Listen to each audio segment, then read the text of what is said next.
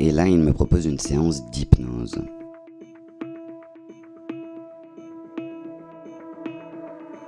En 1997, pour mon premier film, je me suis retrouvé à être convoqué par la production pour me rendre au domicile de Gérard Miller. Je rencontre Gérard Miller qui me propose de me faire visiter son home cinéma. C'est normal d'avoir confiance quand on est envoyé par la production chez un scénariste, qu'on a envie de jouer dans un film.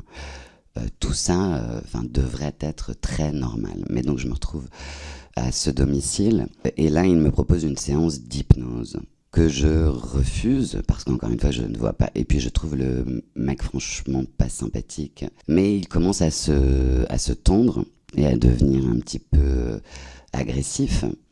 Et à me dire ah bah alors qu'est-ce qu'on va faire, qu'est-ce qu'il faut faire sur ce scénario. Et je lui dis qu'on n'a qu'à rien faire du tout, que vu comme c'est parti c'est pas la peine.